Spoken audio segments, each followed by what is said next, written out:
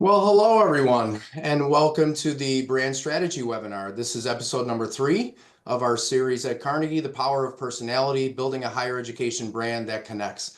I'm thrilled to be with you, really excited to be able to spend a little time walking through some of the things that we do in brand strategy, hoping that that can be informative for you all and something really helpful as you consider the brands of your colleges and universities and the work that might be ahead for any of you. So let's dive in. We've got some things to get to today. First and foremost, I want to tell you a little bit about myself. I'm David Viggiano. Everyone who I work with, my friends, family, call me Vig. So certainly happy to be known as Vig to you all as well. And utilizing our proprietary methodology, I am the resilient and fearless ringleader. So a high blue achiever with certainly some silver rebel and the maroon resilient tenacious part of my personality as well. I've been with Carnegie for 8 years. Prior to that, I spent 16 years at Syracuse University. In my 8 years with Carnegie, I've traveled the country working with colleges and universities on a variety of things, but especially brand projects. So I've led 30 brand strategy projects over the last 7 to 8 years. And in that time, Carnegie has done over 100 brand strategy projects. I consider myself a strategist, certainly, a brand strategist at heart, but also a coach. I take what I do very seriously. I love to coach others in this process and what we do and how to think about life, branding, all kinds of things. And that extends into sports. I coach my children in both basketball and baseball, have a great time as I do so. And so in many ways, I consider myself a coach, not just in athletics, and a mentor too. I've certainly been someone who's benefited from being mentored in my life. And so I like to pass that on. And I love to mentor young kids as they play sports and grow and think about life, and certainly people across the industry that I've been fortunate enough to interact with that may consider me a mentor. So that's a little bit about me, who I am. But let's get to the crux of what we're going to talk about today. So this is episode 3, the brand strategy episode of a 5-episode series that we're doing about personality at Carnegie. And so it started with personality science, building a humanized brand that Tyler Borders presented. The second episode by our head of research, Jared Brickman. And I'm following on the heels of both of them and sort of setting the stage for what's next, which will be after brand strategy. How do we activate that across the campus, which my colleague Joe Master will be presenting, and then my colleague Voltaire Santos Moran will do brand expression, our 5th and final episode. And so the payoff for this series, as you think about brand on your college campuses, is first and foremost to have an authentic, humanized brand. I mean, that's certainly how we approach it at Carnegie, and I'll talk more about that, as you've already heard if you've watched episodes 1 or 2. Creating alignment, certainly with your internal stakeholders, but then across the elements of research that lead to an understanding of who you are as an institution, that authentic humanized brand, and the ways that you're going to express that and get the market to believe your story and your very specific personality. That all leads to the importance of consistent expression, personified creative as part of that. All of this breeds human connection, which is what we at Carnegie are all about as a company. And it's how we think about brands and a lot of different things. And then all of this leads to a reputation. And so we'll talk about this. You'll sort of see how these elements of the payoff play out, both through the series and through the particular things that I'm going to cover with you all today. And so our objectives for this particular webinar are, one, I'm going to do a quick review of those first 2 episodes. So if you haven't seen them, I would definitely encourage you to check those out. But I'll set the stage for 2 and 3 here: synthesizing brand research and how that leads to the development of the brand strategy. And in order to get to those 2 things, I want to do a quick review of what came before in those first 2 episodes. And so, as Tyler talked about in episode 1, personality science is at the heart of institutional brand. Okay, we think that way very specifically at Carnegie, and we have a proprietary methodology that you'll hear some about, and already have heard some about, that really plays into how we think about that. And ultimately, this is the crux of how we want to think about brands. Brands are about humanizing institutions from within. And that is a very specific way to how we think, and we believe all brands should think this way. Colleges, universities, any other type of company across the country. This is a very, very important way to think, and it's at the heart of how we operate at Carnegie, and it's really at the heart of everything that I'll talk about today. And so Tyler really talked about this question, what is brand? And when we think about it, particularly in higher education, we could ask that question. We get a lot of different answers. Some people are thinking about language. Some individuals and institutions might be thinking about visuals, logos, lockups, things of that ilk. And these are elements of a brand maybe, but ultimately, the way that we think at Carnegie and the way we suggest everyone thinks, college, universities, companies, for-profits, nonprofits, whatever the case may be, is that a brand is ultimately your reputation. It's what others believe about you. And largely that's influence about how they feel about you.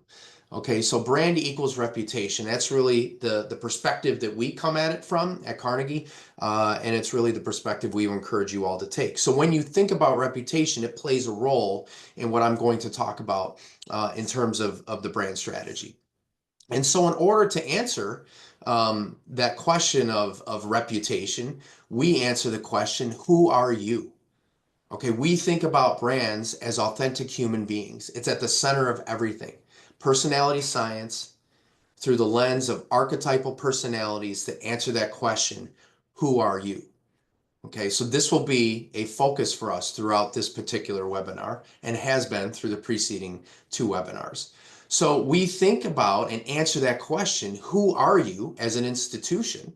So in thinking about us as Carnegie, using Carnegie as a proxy, we call it Carnegie University. Okay, who is Carnegie University?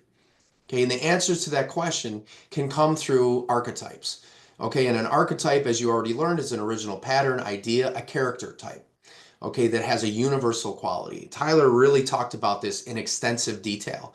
And is something that's really important, not just how we think, but how we would espouse you all should be thinking as well about your brands. And so we have a very particular way that we answer this question, that we think about those personality types. We have a personality spectrum of 9 archetypes that represent these complex ideas of human behavior, human motivation, and ultimately human personality. And we apply that to institutions to, again, humanize them from within and understand who. That's answering the question, who is, in this case, Carnegie University, right? So when I say Silver Rebel, we have an idea of that complex notion of the Silver Rebel and what it really means from a personality standpoint. Okay, so we didn't invent archetyping, but one of the stamps that we've put on it is taking these complex ideas of human behavior, human motivation, and personality and give them a key code, sort of a shortcut to talk about these complex ideas in very succinct ways. So that when I'm working with a partner and I say the purple supporter, everyone knows that idea of what I'm talking about. Of course, it's much more complex and involved than just the word supporter, right? But color coding it helps us really understand those complex ideas in a very shorthand way. And so these 9 archetypes represent human personality. And in fact, we utilize archetype cards that represent each one of these, that sort of flesh out exactly what we mean by that particular archetype. And in our internal research, which I'll talk about, and the outcomes of that, our clients, our friends on the college campuses with which we're working work within those archetype cards. It's one of the primary ways in which we start to answer this question, who is this college or university? In our case, talking about Carnegie, who is Carnegie University? So if these 9 archetypes represent personality, we have a 10th color, and that color is beige. And I've put it here in a very neutral way on purpose because beige is neutral. It's the absence of personality. Okay, it's being generic, uninspiring, indistinct. Okay, in terms of marketing out into the external market and trying to build understanding of who you are, it's blending in with everything else. that your audiences are seeing from other colleges and universities. And I will tell you, and you'll see this a little bit later in some of the slides that I'll share, there is a lot of beige in the higher ed marketplace.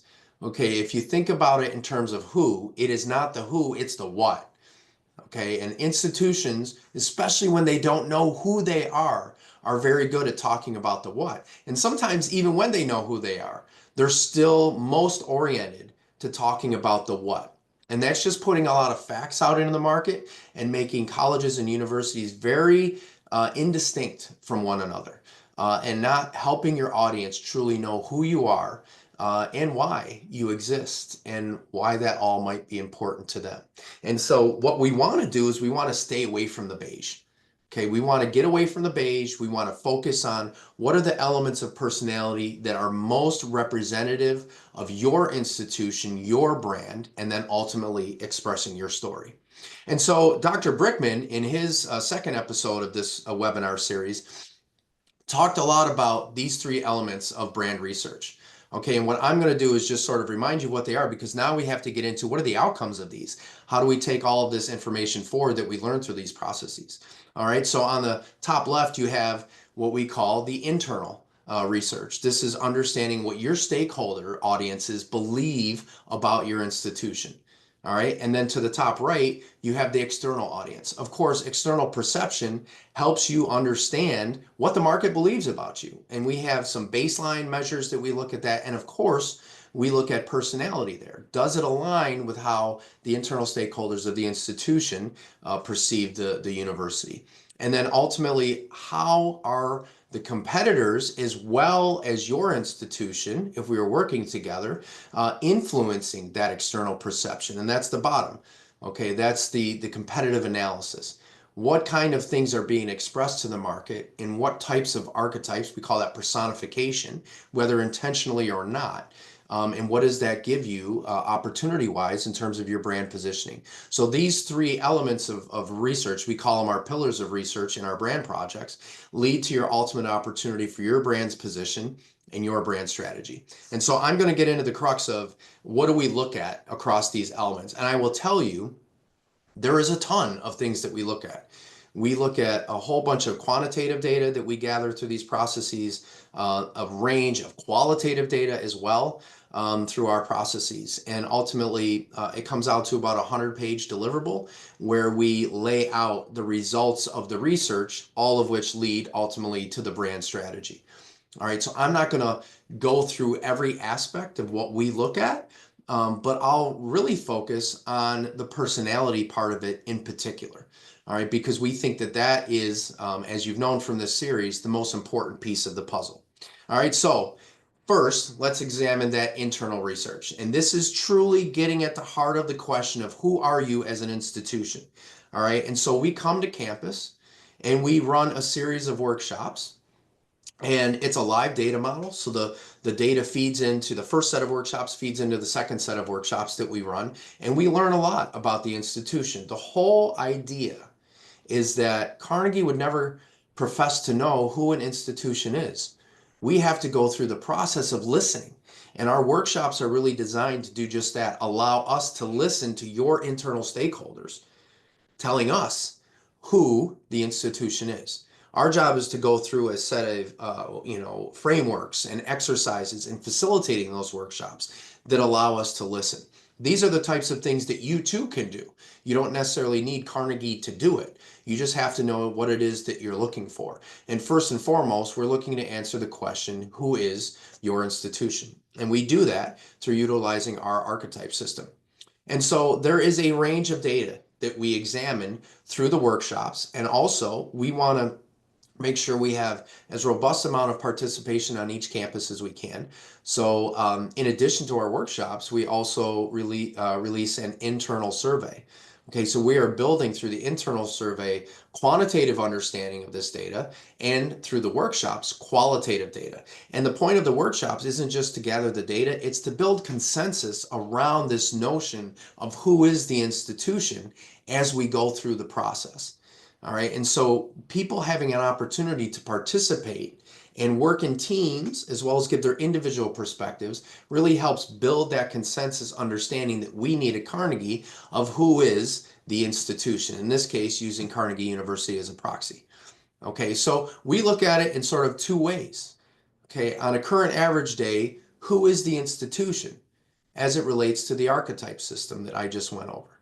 All right, and then ideally, who is the institution? And often there's a difference between those two, but it certainly gives us a really important understanding of both who the institution believes it is today and who maybe it aspires to be tomorrow or who it's moving toward being. Because of course, none of your institutions are static. Okay, there's always things happening, opportunities for change and evolution. And so it's important to look at both today and tomorrow, so the average and the ideal. And so this is a representation of some of the data that we get out of that. And so you see a lot in the average day, a bit of beige, which is in second place here at 27%, a lot of purple in this particular case in the average day.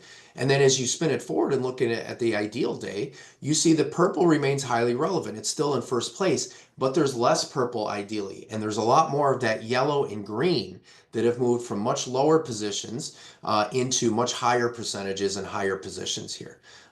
Green from third place to second and yellow from 2% to 22% average to ideal. So this gives us a lot of consideration in understanding who the institution is, both from the standpoint of a current average day like today, but also who it's moving toward being or who it aspires to be in the future. All right, so this is just looking at it through the lens of the archetypes. We also have a plethora of traits that fit into the archetypes that allow us to explore this further. Okay, and this is a representation of what that type of data might look like coming out of workshops. All right, so we look at it through the lens of the archetypes themselves. As I said, really working with these archetype cards in coming to an understanding of that, both in the current and the ideal. All right, and then we look at traits and we start to understand what does that tell us about the personality of the institution. And some interesting things happen in this process. Okay, we have sort of a understanding from our perspective at Carnegie of where traits might align in terms of personality. But an interesting thing happens in our workshops. In the first set, we're exploring who is the institution.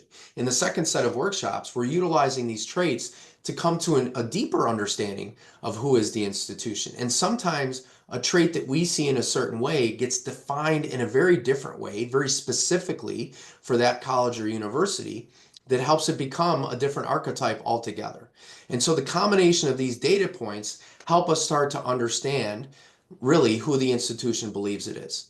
And so here you see the traits represented in terms of a top 25 and how that plays in to the archetype system and sort of understanding both the traits that are potentially highly relevant in describing the institution and also helping us understand who the institution is. And so this is a really important pivot point, not just in understanding the personality, but now starting to understand how that personality might best be expressed. Okay, so we're building data points on top of data points. So we explore it through the lens of the archetypes. We explore it through traits. We also go through a range of other things. Okay, if we're thinking about an institution as an authentic human being, we have to also think about what are that human being's faults. Okay, every human being is imperfect, so are institutions. So we examine that as sort of the converse of the traits. We also answer the question, why does the institution exist? Because that why is very much tethered to the who, and it helps us understand that answer to the question of who is the university as well. And so we're not going to go into all those details, but this gives you a sense of some of the things that we explore and how we have data points that allow us to start to think about answering that question, who is the institution? So even as we're going through that process of the internal survey and running the workshops on campus and having that really consensus building moment where so many people are engaged with us, we're also going through the process of the external perception. All right, and answering that question, who are you? But now from the context of what does the market believe? Okay, who does the market believe you are? And so there's a series of things that we look at in the external perception. You can imagine there's a range of questions you can ask in a quantitative survey that goes out into various markets to help understand how those markets perceive the institution. I'm going to zero in here on three particular elements, and we'll start with familiarity. Okay, so this is a representation of a table representing the outcomes of all markets in an external perception study, helping us understand the familiarity of the institution within the context of its competitive set. Okay, so here Carnegie University represents the partner institution, and the universities A through G represents the competitive set. And so you can't look at this kind of thing in isolation. You have to know, where are you with respect to your competitive set. Most often the competitive set is the direct applicant overlap institutions. Sometimes there's aspirant institutions here, even institutions with which there might be some brand confusion for whatever reason that could exist. So it really gives us a holistic understanding of not just where it sits within the markets, but within the context of the competitive set. And here you would see Carnegie University in the third position overall on familiarity. Familiarity is just a baseline measure of awareness. All right, we need to understand, what is the institution's awareness in the marketplace? And this rolls up all markets. We do look at this by market, same kind of tables, but helping us understand how it looks in the individual markets. And so you see here Carnegie is in third, as I said, and in terms of tiers, that rightmost column, tiers represent groupings of statistically similar results. Okay, so you start to see not just what the ranking is, but how is it grouped within the other institutions that have very similar scores overall. So you'd see Carnegie here in with number 4, University C, and number 2, University B in the second tier. So very close in terms of those scores. So even though it's in the third position, it's occupying the second tier with University B and University C. Okay, so this gives us a baseline of understanding the overall awareness. We call it familiarity. Then, of course, we want to look at reputation. What is the overall reputation of these universities in these markets? All right, and so then you measure that again within the context of the competitive set. All right, and so we look at it in terms of poor reputation, below average, average, above average, and exceptional. And those percentages ultimately lead to a reputation score, and of course, then the rankings and the tierings as well. And so you see, from the standpoint of, in this particular example, you have an institution in Carnegie University, in this case, that's in the third position here in familiarity, but in the first position in terms of reputation. So the people that do have any level of familiarity think very, very highly of the institution. Now, we work with institutions in all ranges of both familiarity and reputation, all the way from the first to the last place, depending on the number of competitors. And that is really foundationally important information that it does affect the brand strategy, but it actually affects a lot in terms of the activation and the expression and all the ways in which you're getting that out into the market. And so what kind of strategies are in your marketing plan, in your go-to-market strategy for your brand, and how are you doing things in the short term to increase awareness if necessary, okay, to maintain awareness, to increase reputation, whatever the case may be, or the combination of things that you need to accomplish. And of course, we look at personality. All right, so how does the market perceive your personality? And how does that align or not with how your internal stakeholders perceive the personality? So you see, in this particular case, we look at this in a lot of ways. We look at it across each of the markets. We look at it rolled up in total, which this represents, but also across all respondents in the left column and those with high familiarity in the middle and low familiarity on the right. What you see is a consistency of the perception of the personality, with purple, supportive and selfless, the orange creator, the green explorer trades out in high familiarity for the yellow forward-thinking innovative type. Okay, and so there's consistency in the market, but that's not necessarily in alignment with the data we saw internally. Okay, so there is some consistency in the market, which is always a good thing, but the misalignment with who the university truly believes it is what we'll need to correct in this particular instance, as one example of a potential strategic outcome. All right, so we've gone through external perception. Now it's time to look at the competitive analysis. How are these external perceptions being influenced both by you, the partner institution, in this case Carnegie University, as well as your competitive set?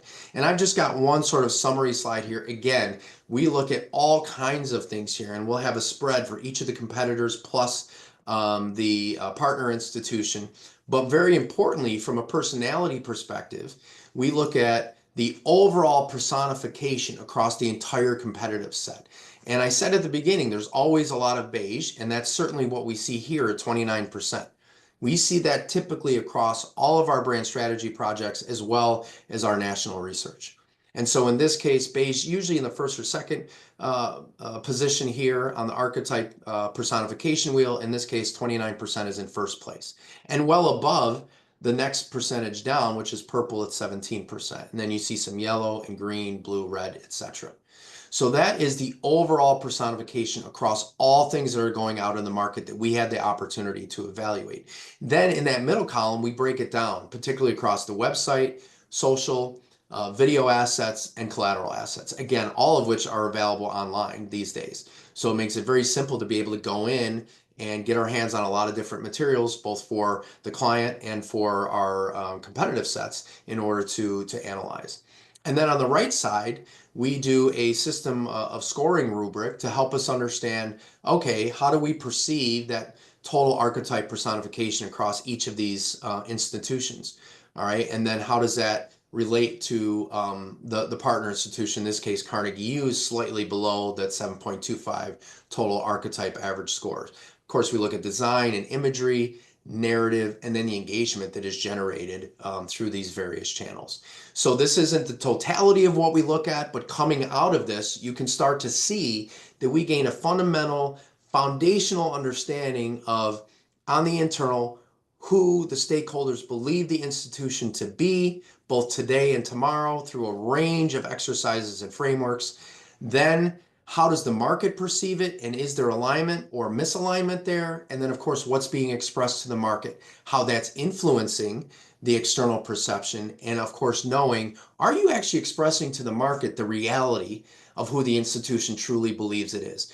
Typically, there's some sense of misalignment across these three elements. All right, again, it's not the only aspects that we look at, but thinking specifically about our personality science, I wanted to zero in on this. And so the outcome of all of this results in your brand strategy. Okay, we spend a considerable amount of time, the brand strategists in the lead, working with our research team, working with our other strategists, our content people, our design people, who have done all of this work together to assess what does it ultimately mean. And it leads to the brand personality that is given in archetypes. Typically, it's 2 to 3 archetypes. There is, through our research, a statistically significant difference between the third and the fourth archetypes typically. So most of the brand personalities are expressed in 2 to 3 archetypes. And because some archetypes can combine, and there are various combinations, I mean, it's almost limitless in terms of the way that the personality can be expressed through the lens of these archetypes. So you have the brand personality decided in archetypes through the understanding of the internal data, the external perception, and the competitive analysis. And our sort of assessment and synthesizing all of that to lead us to an understanding of where there's alignment, where there's misalignment, and how to bring those elements together. Okay, then we have the brand persona, which is the same thing as the archetypes, but provided in a descriptive manner. Okay, and it's sort of the first sense of how that personality starts to be described. The brand promise is a part of that as well. Okay, and that's to answer the question, why does the institution exist? That plays into the who in a very, very big way. And so these are the 3 primary elements of the brand strategy. All of that, of course, sets the stage for the storytelling that will ultimately create a stronger human connection between your institution's brand and its audiences, because you're humanizing it. And so what this leads to is now you know who you are as an institution, and by association, you know what to say. And I haven't spent a lot of time on the what to say, but that's a huge part of the research and the research outcomes. But by virtue of knowing who you are, now we can start to lay the foundation for how that gets expressed. Okay, and so in association with the brand strategy, we now have the brand pillars, the values and characteristics that really describe who the institution is. And those are called the brand pillars. Okay, associated with each of the brand pillars are a list of brand traits that again get more specifically into the values, but also the actions that take place that represent the actual living personality of that institution, along with the evidence points that tell us it's real today, or that it can be real tomorrow when it's aspirational. And all of this comes together into a brand anthem, which is the foundational expression of the brand strategy. Okay, and this is really done through language. And then the next step, building on this brand strategy and the foundational language that we provide, is then the brand activation internally and how everyone comes together in alignment. It creates that alignment because it comes from your internal stakeholders.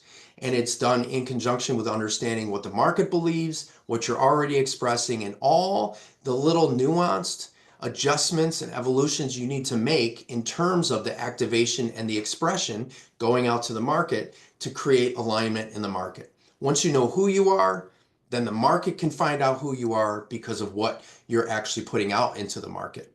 All right, and of course, Carnegie has a variety of ways that we can help in that, whether it's digital, whether it's optimizing slate, and everything that goes out from the admissions office to your very important prospective student audience, whether it's out of home advertising, all the different things that we can do that you all are doing in a variety of ways, or should be if you're not able to do that today. So the brand strategy really serves as the foundation for all of that. And of course, what comes next in this series are episodes 4 and 5, as I alluded to earlier, where Joe will talk about actually bringing that to life in the activation. And then Volt will talk about expressing that and really influencing how that market perceives you to bring all of these aspects into alignment, the internal, the external, and then the expression based on those understandings of how those perceptions come together. And so I hope you found this helpful.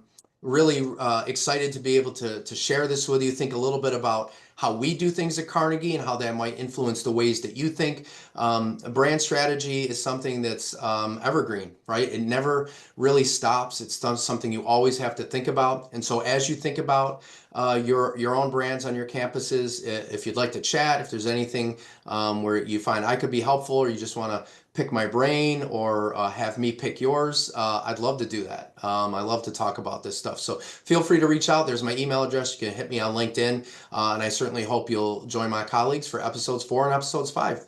Thank you all so much for being with me today. Take care.